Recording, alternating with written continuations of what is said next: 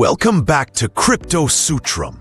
Today we're looking at a story that's sparking a lot of discussion in both political and business circles.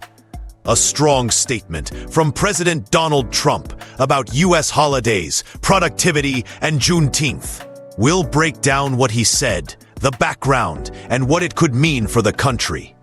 On Juneteenth, June 19th, the federal holiday that marks the end of slavery in the U.S., Trump shared a controversial opinion on Truth Social. Here's what he posted late Thursday. Too many non-working holidays in America. It is costing our country billions of dollars to keep all of these businesses closed. Trump added that the number of non-working holidays must change and claimed that workers don't want all these days off either.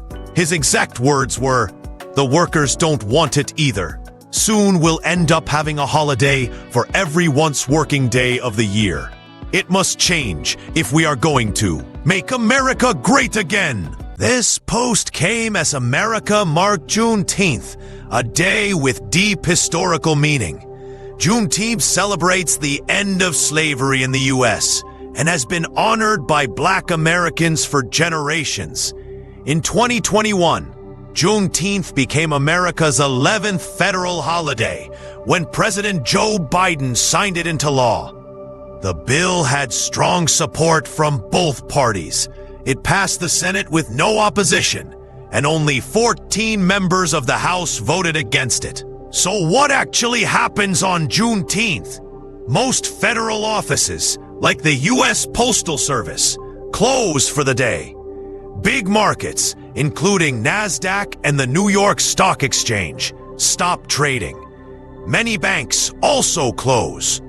But it's not the same everywhere. Whether private companies or state offices stay open depends on their own rules. And not every employer gives paid time off for the holiday. After Trump's post got people talking, reporters reached out for a response. But so far, the White House press office hasn't commented on what he said. Earlier that same day, White House Press Secretary Karoline Leavitt spoke at a briefing.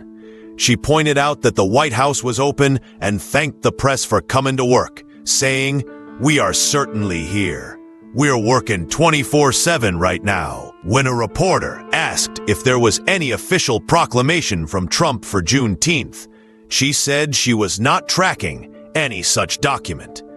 It's worth remembering, Trump wasn't always critical of Juneteenth. During his 2020 presidential campaign, he supported making Juneteenth a federal holiday. In fact, it was one of the promises in his Promise to Black America over 4 years plan. He even took credit for helping more people learn about Juneteenth after he moved a rally in Tulsa, Oklahoma, from June 19 to June 20th.